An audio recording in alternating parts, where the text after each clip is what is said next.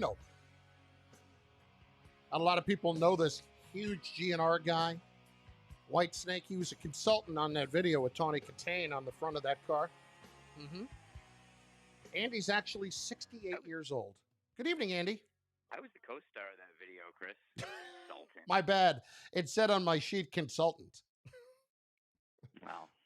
Andy We're Martino. gonna get Elliot SNY to give you better info. I was in the video. Yes.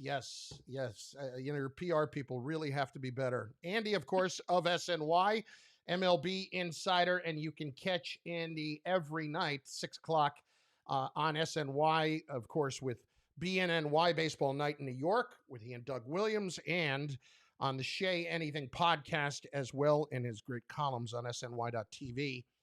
First of all, just take us through this week. Where did this really start to pick up some steam when a few weeks ago we didn't necessarily think there was going to be another big name that was going to be attached to the Mets? Yeah, there wasn't. They weren't interested in Trevor Bauer, and then they were. Sandy Alderson, a couple of weeks ago, I'd say probably after George Springer went to the Blue Jays, went to Steve Cohen, went to ownership as is, the way these things go, and sort of made a case for pursuing Bauer, going over the luxury tax, which they had not planned to do prior to that.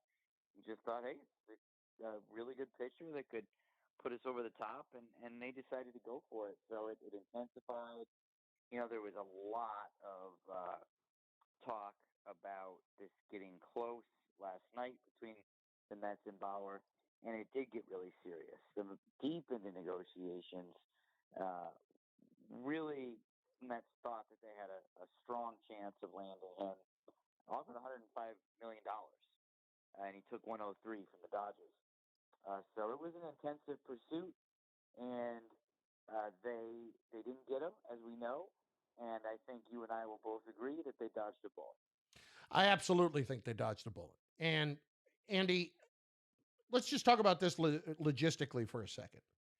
Where had they come down on all of the Bauer extracurricular stuff, the Twitter, whether you want to call it bullying, harassment, whatever it was, his off the field, or even in some cases on the field, throws the ball over center field fence a couple of years ago, all the stuff that comes with Trevor Bauer and someone that is clearly interested first and foremost in their brand.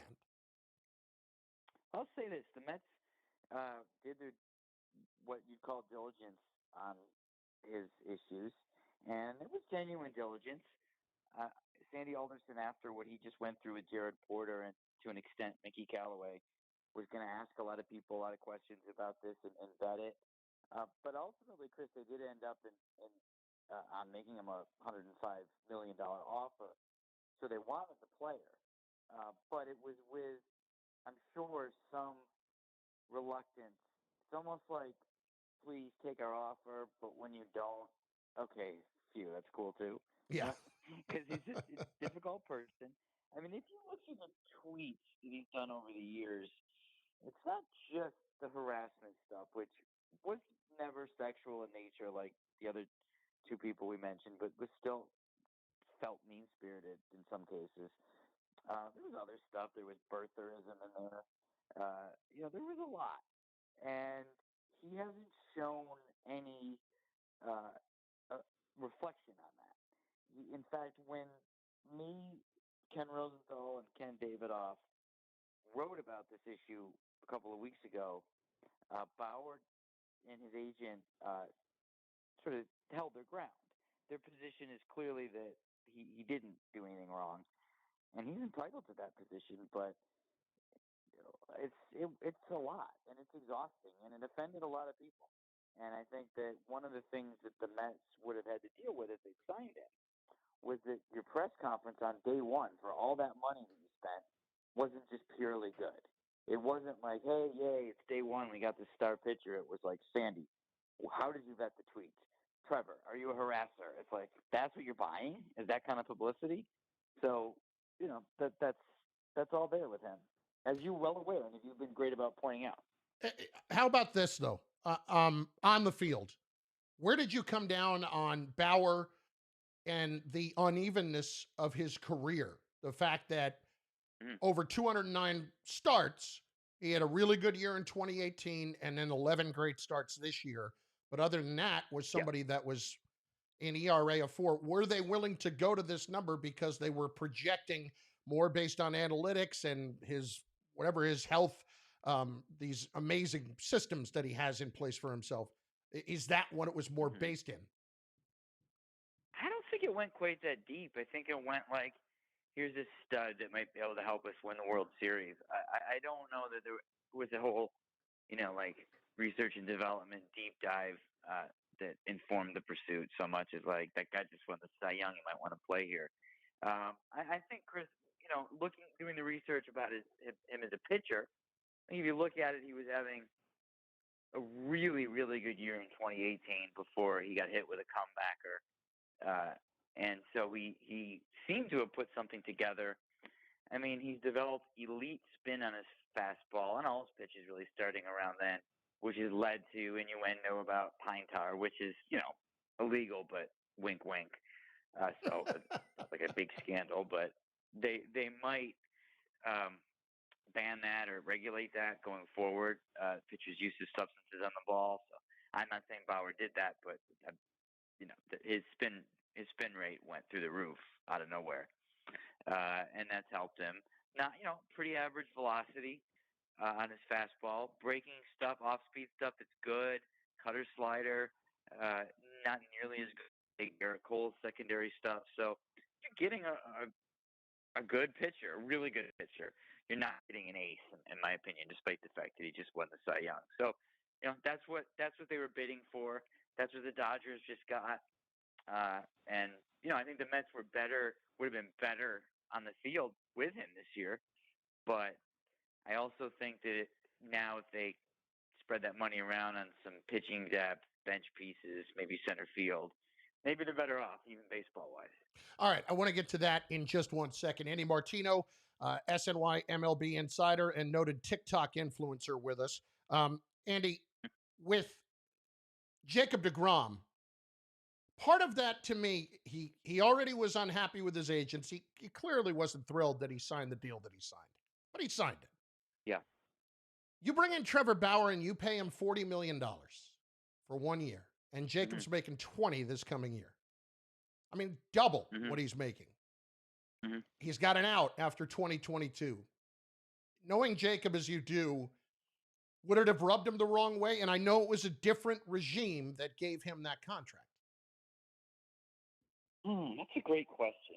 On the one hand, I would say that players obviously, in many cases, define status by average annual salary.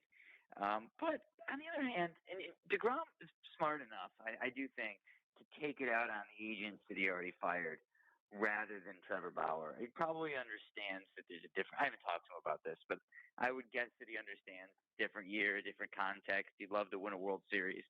So I don't think it would have been a problem in the clubhouse so much as, by not getting Bauer, now maybe they can keep DeGrom, Yeah. keep a Stroman or a Syndergaard if they choose. If now they were going to give Bauer an opt out after year one, so no one thought this far ahead. I mean, they did, but like in public, we weren't thinking this far ahead. But so then after this season, they're going to lose. They lose control over Bauer, Stroman, and Syndergaard at one time, and then DeGrom a year later. So your whole rotation's opt out city. It's free agents up the wazoo. And now without Bauer, they can, if they want to secure DeGrom for more years, if they want to, as I said, sign one of those other guys, it's easier. Andy Martino with us. Okay, so what now? You mentioned defensive center fielder. Are we talking Jackie Bradley Jr.? Are we talking Jake Odorizzi? What are we looking at? Jake Odorizzi, not a center fielder, Chris. Uh, Oh, good point. Jackie Bradley Excellent is. point. Yes.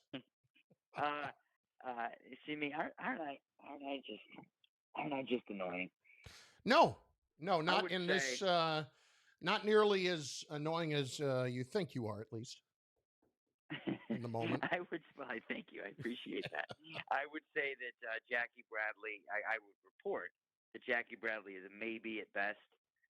Scott Boras looking for a big contract there, and the Mets are like, especially because they're not going to know anytime soon if there's going to be a DH. So Big they signed defining what? Bradley. Big, 50 million or what?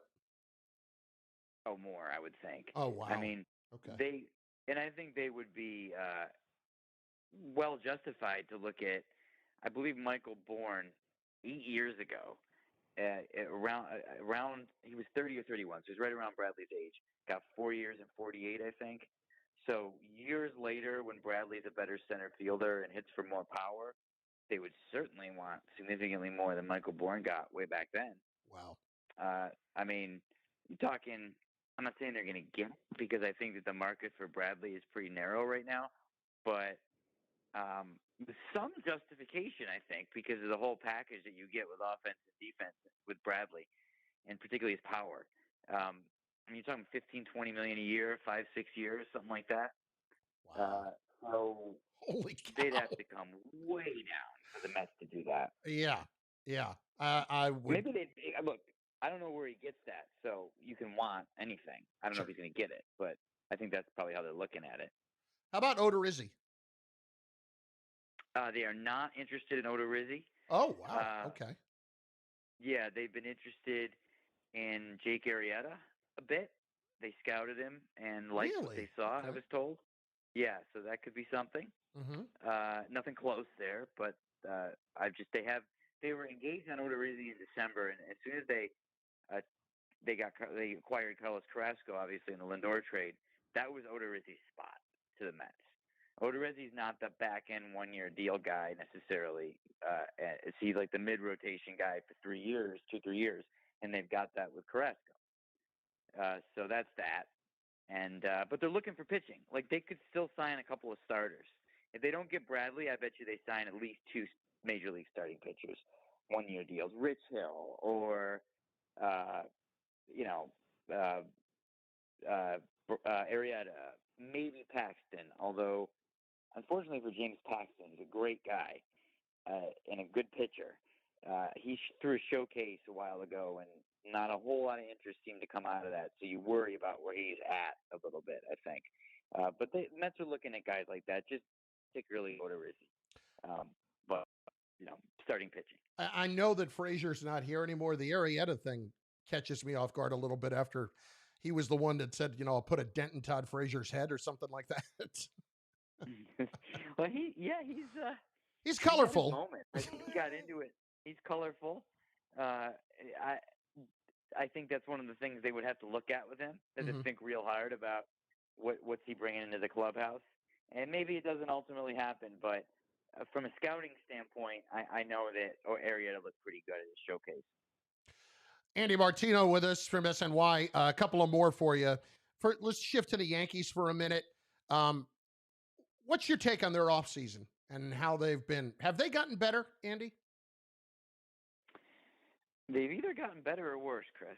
And by that I mean, Way to if way to commit. Kluber, I know, and that's why I'm such a great columnist. I know how to take a hard stance and really stick with it. Look, if they've had an interesting off season on the budget that they claim to need to be on because of COVID losses and needing to stay under the luxury tax. Uh, Obviously, Jamison Tyone and Corey Kluber are really intriguing, and they've got an inside track on Kluber's training and rehab through Eric Cressy, their strength and conditioning coordinator, who is also trains Kluber, and they have reason to think that these guys can be good. If they're good, then that's a stacked rotation with young upside guys, veteran guys that are proven if oft injured. So that is has the potential really for extreme upside and extreme downside. You could also be looking at like who's starting tomorrow and who's starting the next day because they're all hurt or in AAA. So it could really go either way for me. And there's more they could have done. They could have, in a normal year for them, money wise, they could have traded for Lindor and moved Torres or said goodbye to LeMahieu, or they could have gone aggressive, and instead they're basically bringing back a very similar team to the one last year that was pretty good, although not necessarily championship level. So I think they've been okay. I think one of the best things that's happened to the Yankees, Chris, is that the Rays have gotten measurably worse. Yeah. And the Rays were their obviously their big bugaboo, so that helps. It does not hurt in any way. I thought it interesting, though, Andy, specifically when it comes to Stanton and Judge, that the Yankees put Cressy out there to answer some questions. He did an interview on Yeah. yesterday, and there's been so much around the health of these guys and showing, okay, here's the different kinds of things that we are trying with them this year. It didn't Hmm. work in year one. I know you can point to everything that happened with COVID as far as Cressy's concerned, but they are putting an awful lot of faith in this guy and really putting it out there. And I almost feel like it's undue pressure in that with guys like Stanton and Judge, I think you're just always going to be dealing with these kind of injuries. Yeah, well, they're taking one last shot at it with Cressy. Obviously, yeah, that's who they're putting their faith in to address that, because the difference, obviously, with that team, with those guys healthy and not, it's such a swing, and it's so frustrating. Just as a fan of the game, and as people like us just like to see excellence on the field, of course, it's entertaining. When you see a guy like Judge on that MVP level tear that he was on at the beginning of last season, and then just get hurt, it's like, oh. And then you don't even have to be a Yankee fan. It's just like, oh, that's a bummer. That guy should be on the field. And the same thing with Stanton.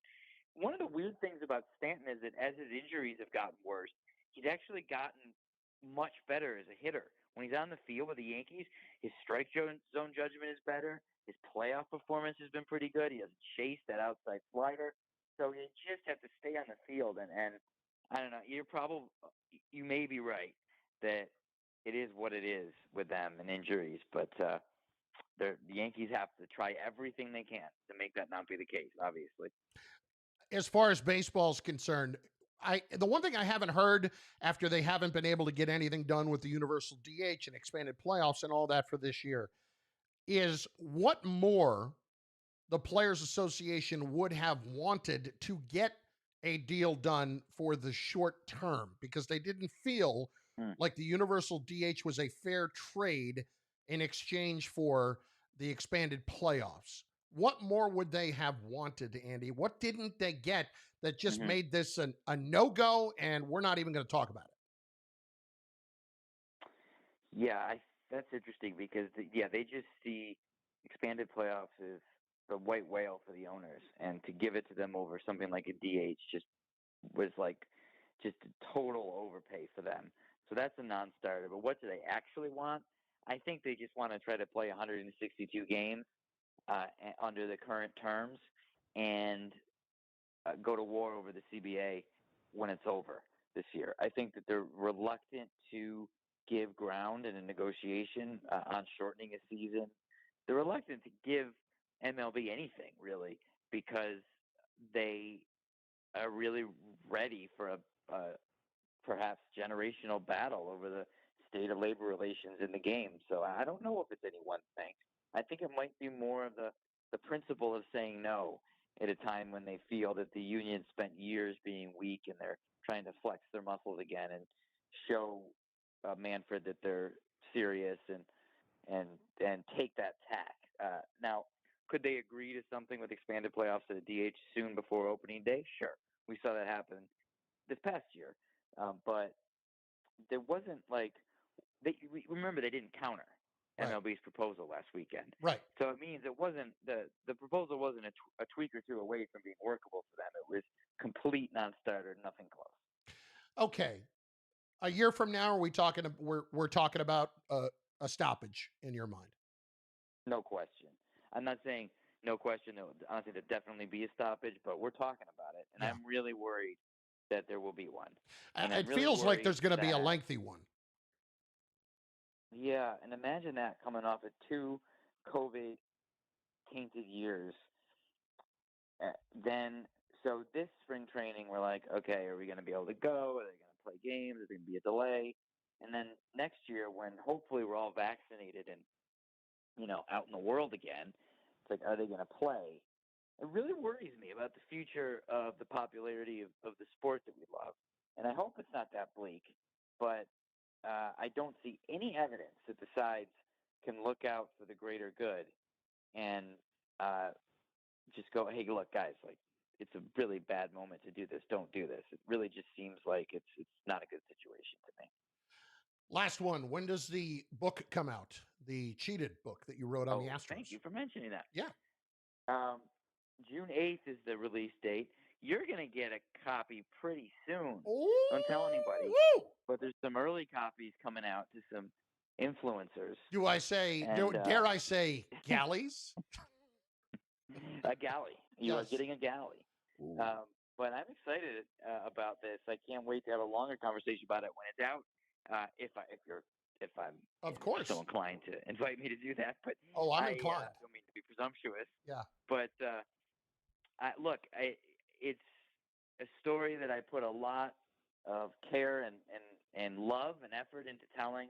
I do a whole history of sign stealing in the game within the game stuff. It's really not a gotcha thing about the Astros. I've got new stuff on what the Astros are up to that's beyond their understanding now of what they did. But what it really is like, here's how this whole thing happened over 100 years, and here's how Beltran and Cora and Hinch were special, and the Astros were different. And so it's a whole history of the game thing, too, that was a lot of fun to do. The name of the book is Cheated, the inside story of the Astros scandal and a colorful history of sign stealing, due out soon. And of course, we will have you on to promote it when that comes about, and as long as the cash shows up inside the galley. Good to talk to you. As it always. will. Well, it's a digital. They do digital galleys now. Like they don't waste all the paper. Right. So you get a PDF. So I'll have to Venmo you the bribe. Would be the 21st thing. Any way we have to do it is fine. Venmo, PayPal, whatever you got to do. Cash App, I'm good. Andy, thank you for the insight as usual, and have an outstanding weekend. Thank you for having me. You have a good weekend too, Chris. You too. Andy Martino of SNY, of course. Check out him on Twitter at MartinoNYC. And listen, you can say what you want. Among the insiders in this town, Andy's as smart as they come and as good as they come. And he, of course, is on BNNY Monday through Friday. Baseball Night in New York on SNY, 6 o'clock. Get all the latest Mets news, Yankee news as well. Baseball news, the man is plugged in. 800-919-3776. Oh, more breaking news regarding Kevin Durant. That is coming up in moments. It's Carlin. Did I stutter? On 98.7 ESPN. The Max Kellerman Show. Kyrie Irving is the best show in basketball. Best show in basketball. Any level of basketball, anywhere around the world. And when your two best defenders on the other team are two best in the league, and they have their hands full because you got one guy on KD and the other on James Harden, who's on Kyrie? I mean, the Nets can kill you 1,000. I always like to screw around with Andy for our friends on the stream. He's a good guy, good friend, and he really, truly is plugged in as it gets. But I always like to throw something a little bit different on his screen just because he's funny. To create an award-winning brew for the everyday pioneer. Head to any ShopRite liquor stores, Peterson's Wine Unlimited in Westfield, or Shoppers Vineyard in Clifton. Look for Klosteller displays to get great things original, dry hopped, and grapefruit. Visit klosteller.us and follow them on social media for more info. Klosteller, taste full life. Must be 21 or older. Imported by Radaburger Group USA, Norwalk, Connecticut. Always enjoy responsibly. Resorts World Catskills celebrates some of the biggest games, brightest stars. Joe Namath, he was more game manager than gunslinger on Super Sunday and didn't throw a touchdown in the Jets' historic upset of the Baltimore Colts in Super Bowl III. Broadway Joe delivered on his epic pregame guarantee and changed the course of pro football history. Presented by Resorts World Catskills, featuring live table games, sports betting, all-suite hotel rooms, and thousands of slots. Resorts World Catskills, only 90 minutes from New York City. So close. Hey, it's Michael K. Tune in for my show Monday through Friday, 3 p.m. to 7 p.m., presented by Geico. 15 minutes could save you 15% or more on car insurance. Visit geico.com today. See how much you could save. You can't miss a moment with Greeny. Someone asked me, Greeny, if the Jets had the first pick in the draft, would you want them to trade that for Deshaun Watson? And my answer could not be more definitive. The answer is absolutely yes. Trevor Lawrence has... Hey, who called Andy? But he's got a long way to go to be as good as... You did, right? He just texted me. He said, hey, can you tell your producer I'm sorry I picked up and said hi, Jacob, because I'm tired, and Jacob is the MLB radio guy who reached out. I felt bad. I'm like, no, his name is Jacob. That's awesome. I think he answered. Not taking that gig in the testing lab at the deodorant company. Raise your arm, please. I was going to answer. Oh, I man. was going to call him, but I was like, Jacob was like, I already know who he is. So I was like, all right, fine. Go ahead, Jacob. Way to a lifetime of saving. Funny because he said the exact thing. He said 9A. So go to Amerisave.com now. Lower mortgage rates mean higher savings. Call Anyway, 865-448. he apologizes because he thought he called you the wrong name. Equal housing lender. License. You can tell him it's okay. Hindsight is 2020, and 2020 was a brutal year that for most of it felt out of control. But you know how you can be in control? You can be in control of your job, your career. Yes. In 2020, my computer career helped more people start IT careers than ever. Don't look back with 2020 hindsight next year and see yourself in that 2020 job. Take control. Go to mycomputercareer.edu and take the free career evaluation. It's not rocket science. It's mycomputercareer.edu. Does anybody want breakfast? Guys, let's go. I'm leaving for McDonald's in 5 seconds. Why do you start with that? The Breakfast Stampede meal. It's only at McDonald's, where there's a meal for every morning. Enjoy a breakfast bundle. Pair hash browns with your choice of a sausage biscuit, sausage McMuffin, or McChicken biscuit for just $3. Only at McDonald's. Price and participation may vary. You got 30 seconds. Okay. Mornings with DCR. Joe Namath. There's a quarterback in Houston who claims he wants out. Deshaun Watson. If you're the Jets and you're Joe Douglas, do you have to make that priority number one? He looks further along than most of the quarterbacks, including Sam, no doubt about it. Those guys are going to make the decision in that office up there, and I hope they make the right decision, and I want to see us win. Pietro, Canty, and Rothenberg. Weekday mornings from 5 to 8 a.m. on 98.7 ESPN.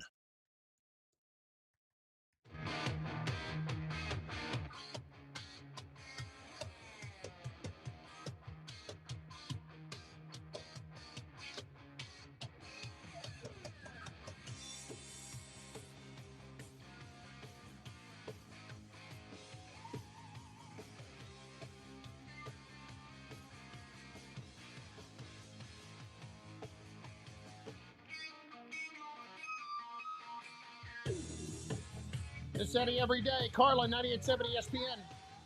Open lines, 800-919-3776.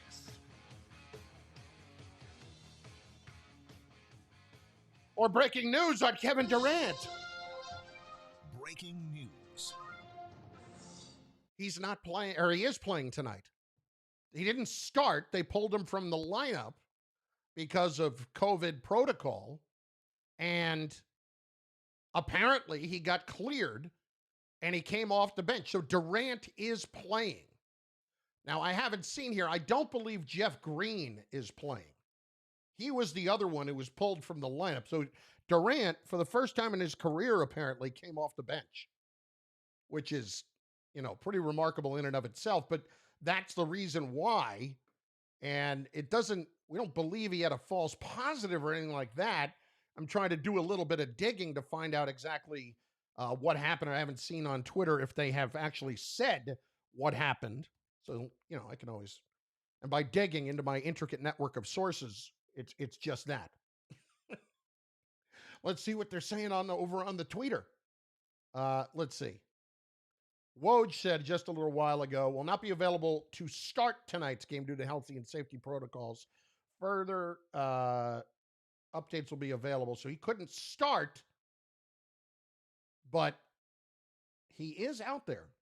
So we haven't gotten any of the specific details, but I think it has to do with, whether it's contact tracing or something along those lines. Here's the bottom line. Durant is out there, and he is playing in this game. The Nets, by the way, are losing at last check. But just going to double check on Jeff Green. He has played in the game, so not sure who it is. We'll see. 800-919-3776. It is Carlin on 98.7 ESPN. We have had some gentlemen who have been exceptionally patient. So let us go to those calls, shall we? First of all, it's our guy Spike in Jersey. Hello, Spike.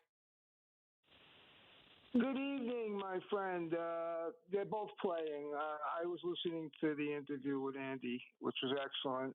And they were in. They were in. The next thing, they had their arm around each other. Yeah. And I don't know what couldn't listen to it, but they might have just taken one of those quick tests, and they cleared them. But who knows with this whole thing? Meanwhile, they play no defense, no matter who's on the floor. Well, And we'll that's a talk about problem, that and as I've detailed that quite a bit. Yeah, there's 4.5 minutes left in the second quarter, and they've given up 58 points.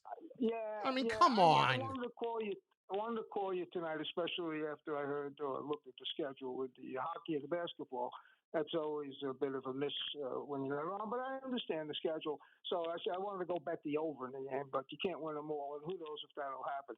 So two quick things. Yeah. One, Rutgers looks like they're back in the mix for the tournament. You'd agree? Yeah, absolutely. They've won 4 in a row. They're playing much better.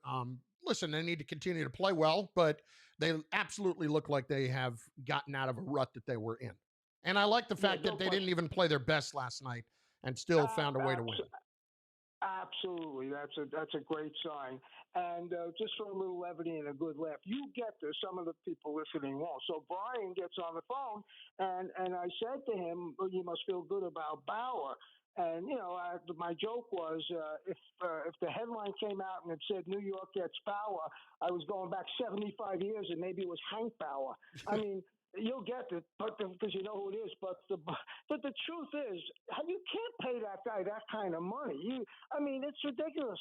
I heard it's bigger. I think Kay said it's bigger than the whole Pirate payroll. Yeah, I mean it's absurd. It's absolutely absurd. To even really suggest anyway, giving him listen. that kind of money is absolutely absurd, Spike. Thanks for the call. If you're going to pay him that amount of money, and the Dodgers are giving him $85 million in the first 2 years of the deal, $85 million?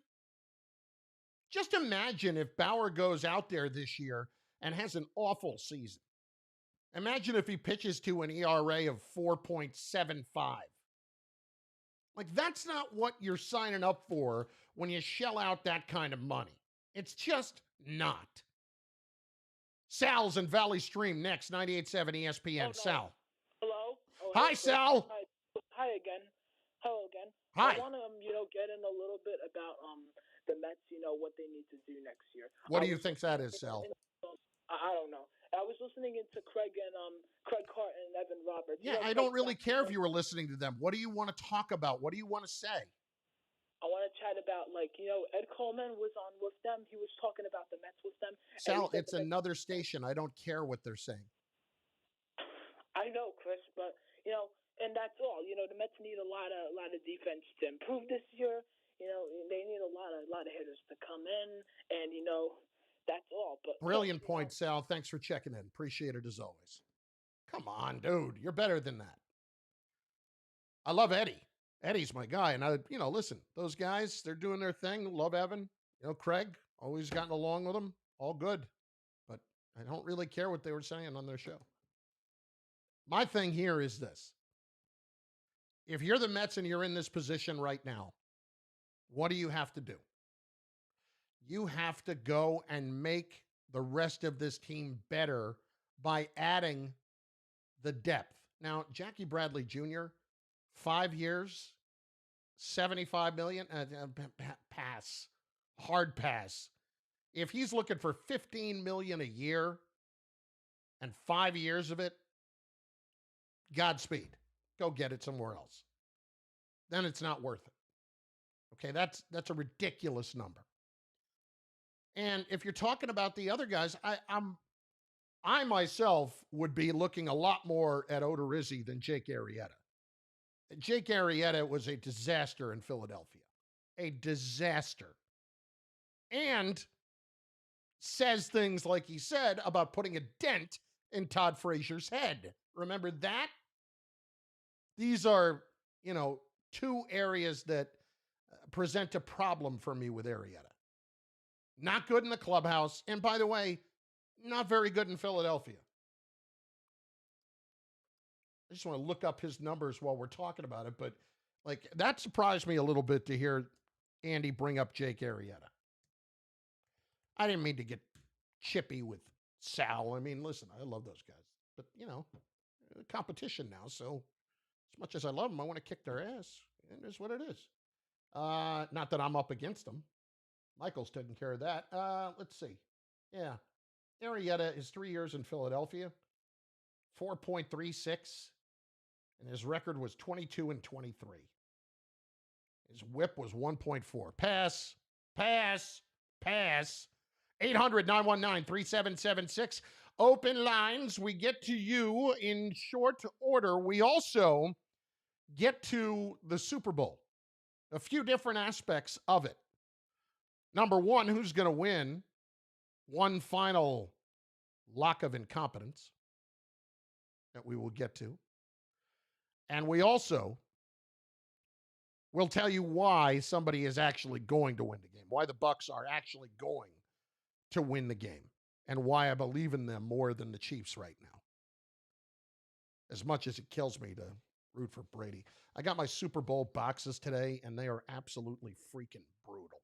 They are just, I couldn't get worse numbers than I got. And I'm in a pool where it's expensive. It's not, $10,000 a box, but it's like, $250 a box. And I don't gamble very much. I gamble a little bit. I do on FanDuel with the football and stuff like that, but not big money. This is probably the biggest thing in the year that I would actually do. And the numbers that I got for the box are just so atrocious. He changes them at halftime, which he did in the guy who runs this particular one, because you had the 13-3 mess a couple of years ago where whoever had 3-3 basically won the entire game in the Rams-Patriots Super Bowl. But, listen to this. I've got Chiefs 4, Buccaneers 9, Chiefs 9, Buccaneers 8. Come on. You're killing me. In first and second half. I got no shot right there. I got no shot. Anyway, we will also get to the one player on Sunday that Jet fans need to be paying attention to. Need to be paying attention to.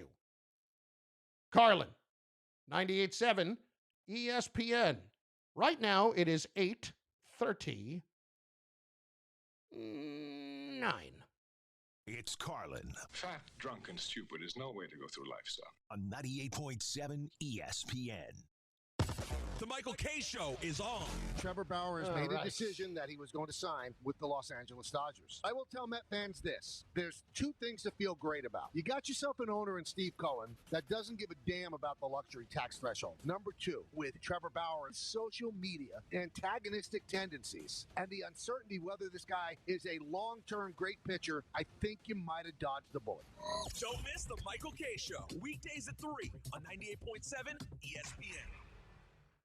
Does anybody want breakfast? Guys, let's go. I'm leaving for McDonald's in 5 seconds. Why didn't you start with that? The Breakfast Stampede Meal. It's only at McDonald's, where there's a meal for every morning. Enjoy a breakfast bundle. Pair hash browns with your choice of a sausage biscuit, sausage McMuffin, or McChicken biscuit for just $3. Only at McDonald's. Price and participation may vary. Ba-da-ba-ba-ba. The Bart and Hahn Show. If not for Emmanuel Quickly, who's from Kentucky, they took him at 25. People thought he was a second-round pick. This kid's pushing to be a starter. It's a matter of time, in my opinion. He's going to be a starter on this team. He's one of the top-scoring rookies in the league right now. In fact, he's the highest-scoring in the fourth quarter, in crunch time. He's getting it done when it matters most. That's why he's in the conversation. But so far, he has saved that draft. Bart Scott and Alan Hahn. Weekdays at noon on 98.7 ESPN. Introducing Money Dots, a new game from the New York Lottery. Only $1 to play. And if you match with a dot, you win money. It's that simple. Want to know if you've won? Just check in store or watch the Quick Draw live show on our mobile app. Money Dots from the New York Lottery. Look for it where Quick Draw is played. Must be 18 years or older to purchase a lottery ticket. You must be 21 years or older to purchase a Quick Draw ticket where alcoholic beverages are served. Please play responsibly. Sports fan, there's a new player in the sports wagering game just in time for this Sunday's game. And that new player is Typical Sport. Typical has something great for you. Right now, you can get a 100% deposit match up to $750. Is this the best sportsbook offer? 2 minutes. You decide. Visit typical.com today to claim your welcome bonus of up to $750. That's TIPICO.com. Or you can download the Typical Sportsbook app on your Android or iOS device. Typical Sportsbook. Let's make this interesting. Players must be physically present in New Jersey. Gambling problem? Call 1-800-GAMBLER. Guys, waking up over and over to pee is not okay. But now, you can reduce those nighttime bathroom trips with the ingredients in Super Beta Prostate P3 Advanced. We're talking about less urges to pee at night, less bathroom trips during the day, and better bladder emptying. It's like taking 3 prostate supplements in one. You can try a full 30-day bottle of P3 Advanced. Free. Just pay shipping and handling. No strings attached, no obligations, and no commitments to buy. This is a 30-day supply, absolutely free. Call 1-800-476-5720. Super Beta Prostate is the best-selling brand in major retailers like Walmart. But for this no-strings-attached free bottle, you must call now. Call 1-800-476-5720. Don't miss out on this unprecedented free offer. Call 1-800-476-5720. 1-800-476-5720. 98.7 ESPN and the undefeated celebrate. 30 seconds. Lift every voice and sing.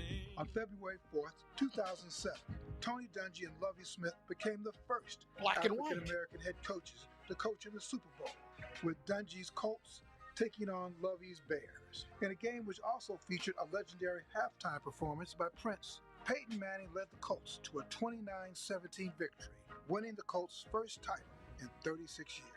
Celebrating Black history on 98.7 ESPN.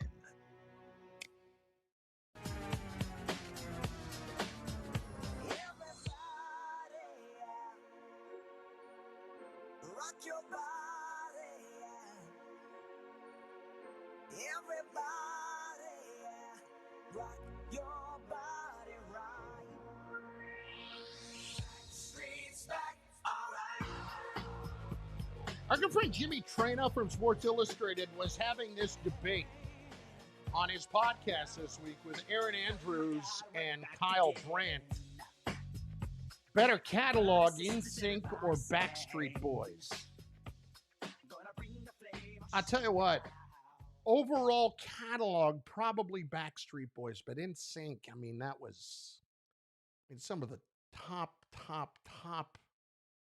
hits that there have ever been. Jacob Perry, thoughts as we turn to you on this very important topic? Better catalog, Backstreet Boys or NSYNC? Your thoughts? I would 100% go with NSYNC. Brian Munguia, let's get his take. A lot of their members did spin off to do better things. That's Timberlake went and did his thing. I mean, Backstreet, nobody really came out of that and did their own thing, right? No, they stayed together most of the time. Right. They're still together. Yeah, even though one of them, I think, left for a bit. I can't believe we're talking about this, but yeah. Munguia, who you going with?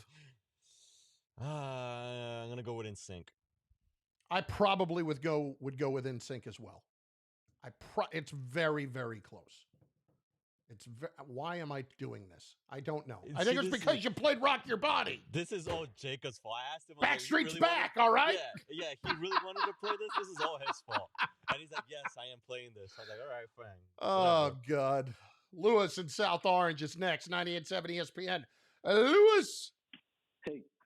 Hey, well, it's neither Backstreet nor NSYNC. It's the Jackson 5, and that's the end of the conversation. Well, okay, but I'm not going back to 1978.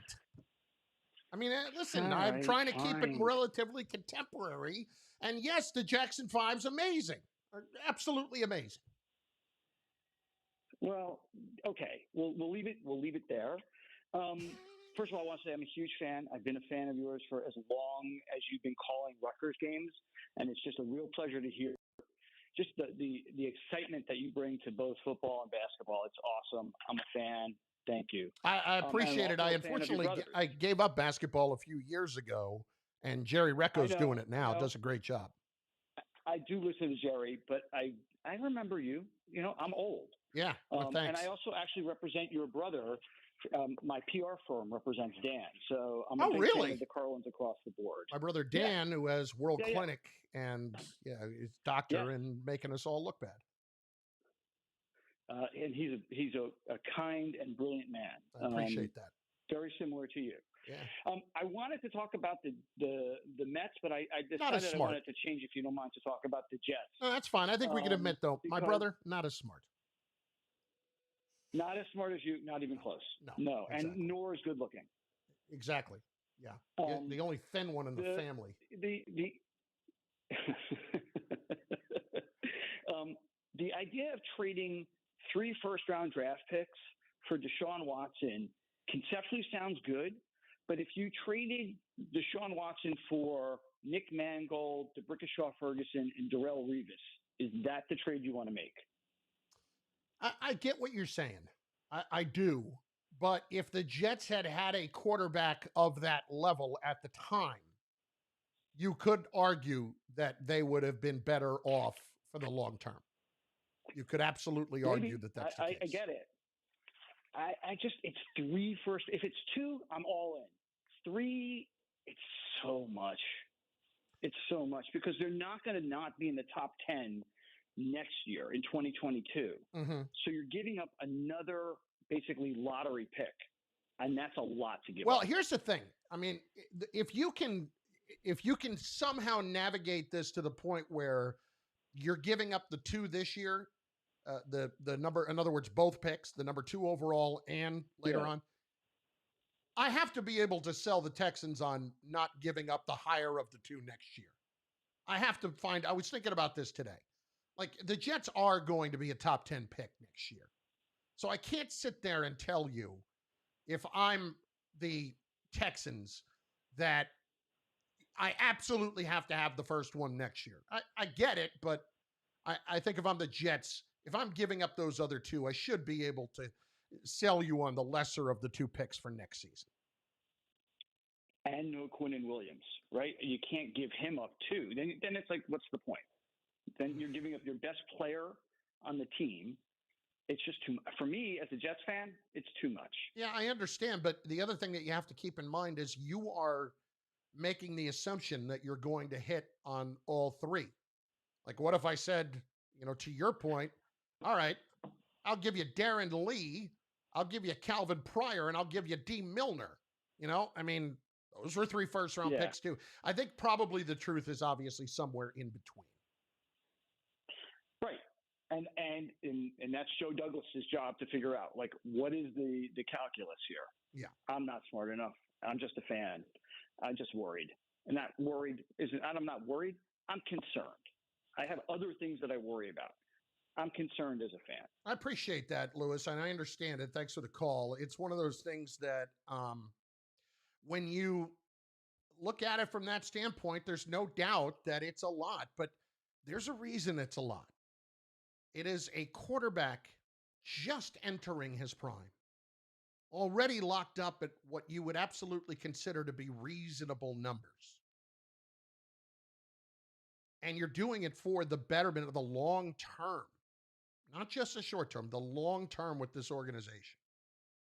I would absolutely do that. 800-919-3776. Boys, we're short of break, right? I need to take one, don't I? All right, good talk. You're good. Oh, I'm good. All right. Ace in Harrison, New Jersey. Ace, what's up, baby? Let's roll. Ace up next on the phones. Ace is in Harrison. What's going on, dude? How are you? I'm good. How are you? I'm great. What do you got for me? So I saw an article today on ESPN.com about the enemy and this offense that he's been a part of and he's helped create. And the fact that he got passed over again for a job, it just has me thinking, is he just a bad interview? Is he getting the opportunity and then just blowing the interview? Or I think that if no team would take a stab at it. If you went and watched what he had to say this week at the Super Bowl and listened to everything that he was articulating, I don't know how you could think this guy is a bad interview. I think there are two things that have worked against him. Number one, the idea that Andy Reid calls the plays there, which is absolute garbage, that it would work against him because Andy Reid called the plays there when Doug Peterson was the offensive coordinator. He got a job, and he did it when Matt Nagy was the offensive coordinator, and he got a job. Secondly, I think it, frankly, the last 2 years has a lot to do with the Chiefs' success because teams want to have their coach in place before the Super Bowl. They want to be hitting the ground running toward the offseason, and I think the longer that you're unavailable, the more difficult it is. I don't think it's bad interviewing. I think that plays a role in it. Okay, because I was just thinking, I mean, if Watson, if all it took for him to stay in Houston is at least just give the guy an interview when he gets there and he's just in the room, I mean, is it just that he's not buckling under the pressure, but is he just saying the wrong things where somebody says, okay, you could be a good coordinator, we just don't see you as that head coaching material? Because it just blows my mind he's still not a head guy somewhere. Yeah, I'm bothered by the fact that he's not, and thanks for the call. He absolutely should be, but my problem with it is simply that if you're Eric Bieniemy, you have to be looking at yourself in the mirror, what's going on here? And I think it's probably one of those two things, and those aren't fair because I am sure that he has gone and talked to his people, like everybody's got their guys in the league, right? You're going to go and you're going to talk to them about how you're handling interviews, what you're doing right, what you're doing wrong. And if Bieniemy knew that he was a bad interview, he would have already fixed that by now. And you listen to the guy talk for 5 minutes, you know he's not a bad interview. You just know it. These guys love playing for him. It's stupid that he's not a head coach yet. And I think the thing that really works against him the most is the fact that the Chiefs have gone deep the last 2 years and gone to the Super Bowl. I think they have to completely revamp this hiring process. They've gone through and tried to motivate teams by offering draft picks. And that's actually, I don't know if it's helped a little bit, but we saw the first rewards of that this year when the Jets hired Robert Saleh, and I think a couple of the executives as well. But if you're Bieniemy, you deserve an opportunity. Derek in Manhattan is next, 98.7 ESPN. Derek, how are you? Hey, Chris, how you doing, man? I'm good. How you doing? I'm okay. Yeah, Chris, listen, I'm thinking the Jets. I want to talk about the Jets real quick. I know Deshaun Watson, he's a good quarterback. Everybody knows he's a good quarterback. But I feel like that we shouldn't be giving up 3 first-round picks for him. I mean, when the Jets was actually good, we had a solid O-line, and that's what people forgot. We had Ferguson and Nick Mangold, and we had the running game. I'd rather take that second pick and draft that guy, Penny, from Oregon, and put him on the opposite end of Becton and sign somebody else for the guards position and run the ball, ground and pound. And keep Sam Darnold. Just keep him as a game manager. That's it. For me right now, if I don't believe in Zach Wilson or Trey Lance or Justin Fields, I don't know that I'm drafting a right tackle that I'm going to have to pay a ton of money to because you don't necessarily need 2 stars on the offensive line. But I would also say this at the tackle positions. I think you need a really good left tackle, and I think you need a very good right tackle. I don't think you need 2 stars there. But I would look at it, and thanks for the call, Derek, as maximizing my return for that second overall pick if I'm keeping it. We'll get to the Super Bowl in just a few minutes. Your Super Bowl picks. A couple of prop bets you really need to look at. I'll get to that too. And more on Trevor Bauer not coming to the Mets. Carlin, 98.7 ESPN. Everything you need to know about lines,